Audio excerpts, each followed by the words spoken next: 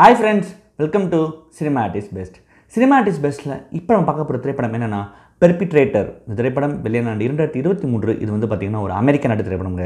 இது பற்றி writer and director யார் சொல்லி பார்த்தீங்கன்னா ஜெனிஃபர் ரீடர். இந்த திரைப்படத்தில் கியா மெக்கர்னான் ஜானியும் முதன்மை கதாபாத்திரம் பண்ணியிருக்காங்க. சரிங்க, பெர்பிட்ரேட்டர் என்ன மாதிரி கதைக்களம் பார்ப்பாங்க. படத்தின் கதாநாயகியான ஜானி அவங்க வந்து உங்கள் தந்தையோடு வாழ்ந்துட்டு இருக்காங்க. ஒரு ஏழ்மையான குடும்பத்தில் வாழ்ந்துட்டு இருக்காங்க. இப்போ என்னென்னா அவங்களோட ஃபேமிலியில் வந்து பார்த்திங்கன்னா அவங்களுக்கு வந்து ஃபார்வர்னஸ் அப்படின்னு சொல்லிட்டு ஒரு என்ன சொல்கிறதுங்க, ஒரு வியாதின்னு நம்ம சொல்ல முடியாது, ஒரு விதமான பவர் இருக்குது. அதாவது வந்து அந்த ஃபேமிலியில் 18 வயசுக்கு அப்புறமா வந்து என்ன ஆகுனா அவங்களால யார் மேலேயும் மாற முடியும், யார் மேலேயும் ஸ்பெல் பண்ண முடியும். அவங்களுக்கும் ஒரு சில பவர்ஸ் இருக்குது. ஆனால் அதை அவங்க அந்த அளவுக்கு ஓவர் கம் பண்ணி அதை அவங்க ரிலேட் பண்ணி வச்சுக்கிறாங்கன்றது தான் ரொம்ப முக்கியம். இதனிடையில் என்ன ஆகுதுன்னு சொல்லி பார்த்தீங்கன்னா ஜானி அவங்க அப்பாவுக்கு வந்து பார்த்திங்கன்னா இது வந்து இருந்துகிட்டே இருக்குது. பட் அவர் வந்து பொண்ணை பார்த்து பயப்படுறாரு. அதாவது வந்து நம்ம பொண்ணுங்க வந்து எப்படியாவது வந்து சேவ் பண்ணணும் அப்படின்னு சொல்லிட்டு அவங்களோட ஆன்ட்டிக்கு ஃபோன் பண்ணி, அது இவங்க அக்காவுக்கு ஃபோன் பண்ணி இந்த மாதிரி சோபன்ஸோ என் பொண்ணை நான் ஊருக்கு அனுப்புகிறேன், நீ என் பொண்ணை பார்த்துக்கோ, அவள் இன்னும் ஒரு வாரத்தில் 18 வயசு ஆக போகுது அப்படின்னு சொல்கிறாரு. இப்போ என்னென்னா ஜானி அங்கே போகிறா. அந்த ஊருக்கு போன அப்புறமா அது சும்மா சின்ன சிம்பிள் ரொம்ப சின்ன டவுனாக இருக்குது. அந்த ஊருக்கு போகிறா. அங்கே போன அப்புறம் பார்த்திங்கன்னா அந்த ஊரில் இருக்க ஸ்கூலில் வந்து சேர்றா. அங்கே என்ன ஒரு பிரச்சனை போகுதுன்னு சொல்லி பார்த்திங்கன்னா அங்கே ஸ்கூல் படிக்கிற பொண்ணுங்களெல்லாம் யாரோ கடத்துகிறாங்க. ஸோ இது ஒரு சைட் போயிட்டுருக்கு. இப்போ இங்கே போன அப்புறமா ஜானி அவளோட பவரை உணர்ந்தாலா ஒன்று. ரெண்டாவது அங்கே இருக்கிற பெண்கள் கடத்தப்பட்டாங்க இல்லையா, அதை வந்து உணர்ந்த ஜானி ஒரு வகையில் அந்த பெண்களை காப்பாற்ற முயற்சி எடுத்தாளா, அப்படி முயற்சி எடுக்கும்போது அவளுக்கு என்ன மாதிரியான விளைவுகளில் அவள் எதிர்கொண்டா அப்படின்றத ஒட்டுமொத்த கதைக்களமேங்க. சரி, பெர்பிட்ரேட்டர் பொறுத்த வரைக்கும் கதையாக பார்த்திங்கன்னா இட்ஸ் வெரி சிம்பிள் ஸ்டோரி. அதாவது வந்து ஒரு இடத்துல வந்து ஒருத்தன் வந்து ஒரு சைக்கோ கில்லர் வந்து பொண்ணுலாம் கடத்தி இது பண்ணுறான். அதை வந்து ஒரு பொண்ணு போய் வந்து எப்படியாவது வந்து எப்படி நம்ம யாருன்றது வெளில கொண்டு வரா அப்படின்றது தான். பட் இவங்க என்ன ஒரு புதுசாக ஒரு விஷயம் ட்ரை பண்ணியிருக்காங்கன்னா அந்த ஃபார்வர்னஸ்ன்னு சொல்லிட்டு ஒரு வியாதி மாதிரி சொல்லியிருக்காங்க இல்லையா, அது ஒன்று இது புதுசாக இருக்குது. ஸோ அது வந்து இந்த படத்தில் வந்து ஒரு நியூ விஷயத்தை ஆட் பண்ணுது. இதை ஆட் பண்ணும்போது என்ன ஆகுதுன்னா ஆஸ் த திங் இந்த மூவி ஒரு விஷுவலாக ஒரு தளத்துக்கு மூவ் ஆகுது. மிக முக்கியமாக இட்ஸ் ஹாரர் மூவி. இதில் வந்து பிளட்டை வந்து ரொம்ப ஒரு க்ளோரிஃபை பண்ணியிருக்காங்க. க்ளோரிஃபை இன் சென்ஸ் வந்து குத்தி கொள்வது, அப்படியே வந்து ரத்தம் தெரிக்கிற மாதிரி இருக்காது. ஸோ அந்த பிளட்டு வந்து பார்த்திங்கன்னா ஒரு விதமான க்ளோரிஃபிகேஷன் ஆகும். அது வந்து ஒரு ப்ளஸ்ஸாக தான் அந்த படத்தில் நான் பார்க்குறேன். அது எந்த நம்ம முகம் சொல்லிக்க வைக்கல.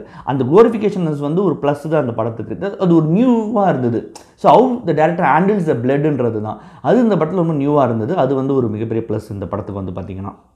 இந்த படத்தை பொறுத்த வரைக்கும் இது வந்து ஒரு வியர்டு செட்டப் மூவியாக இருக்கும். ஏன்னா இந்த படத்தில் இருக்கிற ஸ்டூடெண்ட்ஸும் சரி, அங்கே இருக்கிற பிரின்ஸிபலும் சரி, அந்த ஸ்கூலில் ஒர்க் பண்ணுற ஒரு சின்ன நர்ஸும் சரி, எல்லாருமே ஒரு மாதிரி இருப்பாங்க. நமக்கு யாரா இவனுங்க அப்படின்ற ஒரு தோணும்.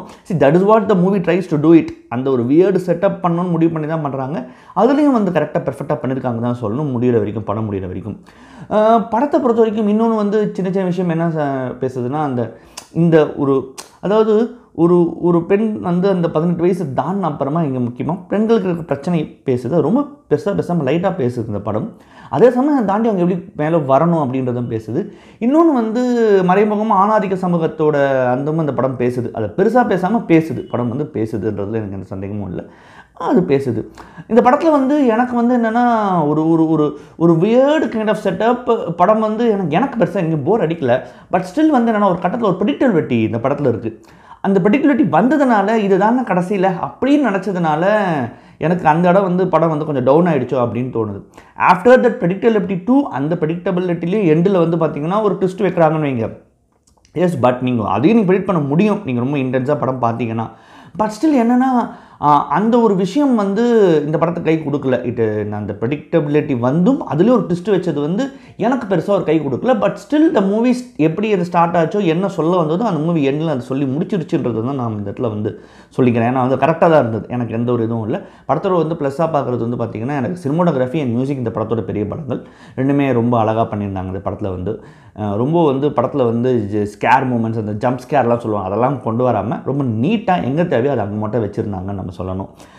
இந்த படத்தில் நடித்த கியா மெக்கர்னான் ஜானியாக பண்ணவங்க ரொம்ப நல்லாவே பெர்ஃபார்ம் பண்ணியிருந்தாங்க. அந்த கதாபாத்திரம் உணர்ந்து ரொம்ப அழகாக ஸ்டார்ட் எண்ட் வரைக்கும் பெர்ஃபார்ம் பண்ணியிருந்தாங்கன்னு நம்ம சொல்லணுங்க. இந்த படம் வந்து பார்த்திங்கன்னா இந்த ஆண்டு நடந்த பெர்லின் இன்டர்நேஷ்னல் ஃபிலிம் ஃபெஸ்டிவலில் வந்து நாமினிங்க for panorama audience award and teddy award. ப்ரெப்பரேட்டர் என்னை பொறுத்த வரைக்கும் இது வந்து ஒரு வாட்சபிள் ஃபிலிம் தான் அப்படின்னு சொல்லுவாங்க. மறுபடியும் தரமான உலக சினிமாவோடையோ இல்லை ரீஜனல் சினிமாவோடையோ இல்லை ஷார்ட் ஃபிலிமோடையோ சந்திக்கிறேன். நன்றி, வணக்கம்.